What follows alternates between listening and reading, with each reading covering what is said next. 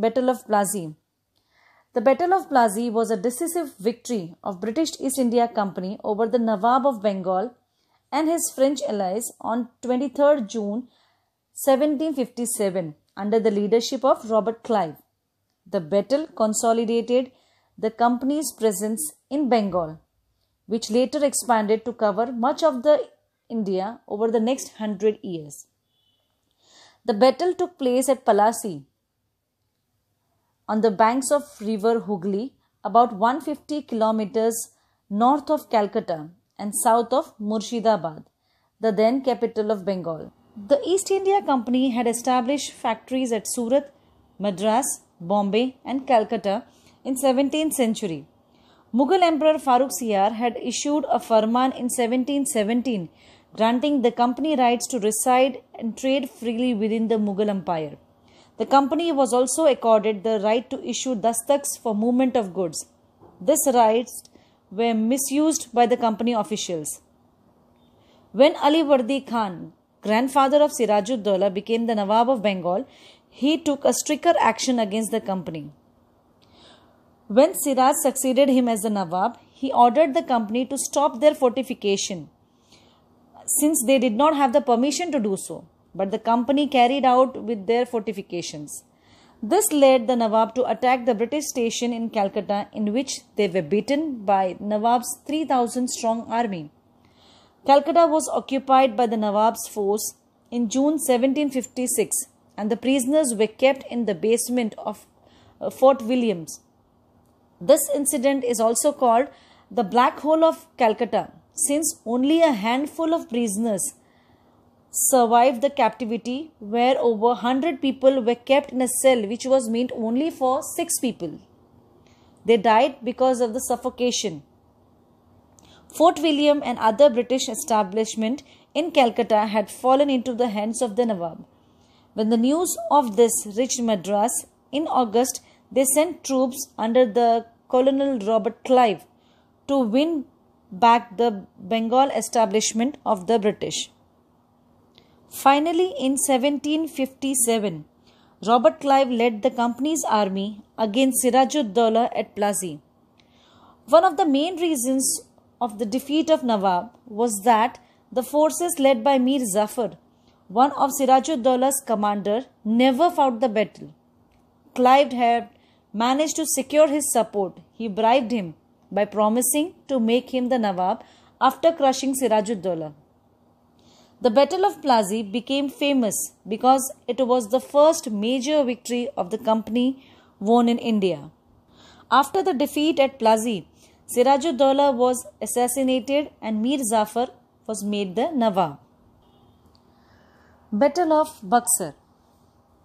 After the Battle of Plassey, Mir Jafar became the Nawab of Bengal as it was promised by the Britishers. During his tenure, the treasury of Bengal had become empty due to excessive payments to the British. There were widespread revolts in Bengal against Mir Jafar. Mir Jafar lost the confidence of the English. Mir Qasim was installed as the Nawab of Bengal by the Britishers. Mir Qasim also had to pay a huge sum of money to the British. Mir Qasim knew the intention of the British, therefore he planned to free himself from their influence. He shifted his capital from Murshidabad to Munger. He repaired the fort and built a palace. He also raised an army on the lines of the British and tried to put a check on the trade policies of British. He reduced the expenditure on administration and removed incompetent servants and those who were very close to the British. The company disliked all this and decided to overthrow him.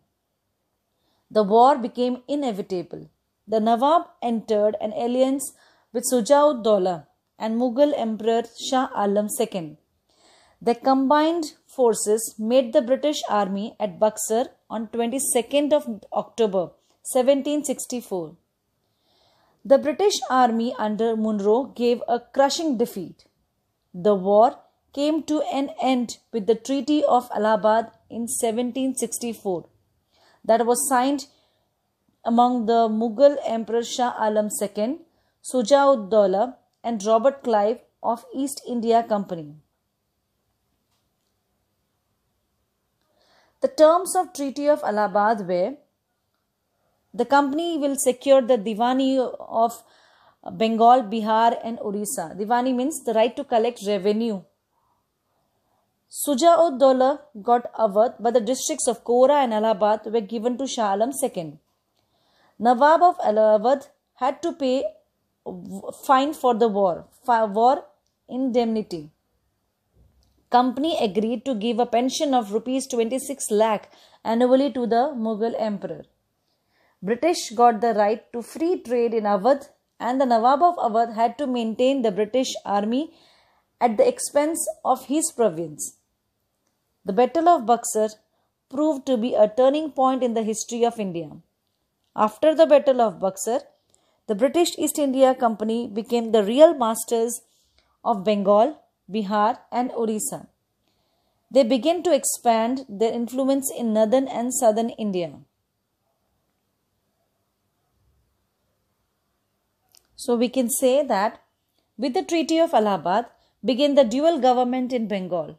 Dual government means in which Diwani, that is tax collection, and the Nizama, that is police and judicial functions, came under the company. While all the power and revenue was under the command of company, the responsibility of maintaining law and order fell to the Nawab, who had to rely on company for everything now. Company had all the powers and no responsibilities, while Nawab had all the responsibilities and no power. Thank you.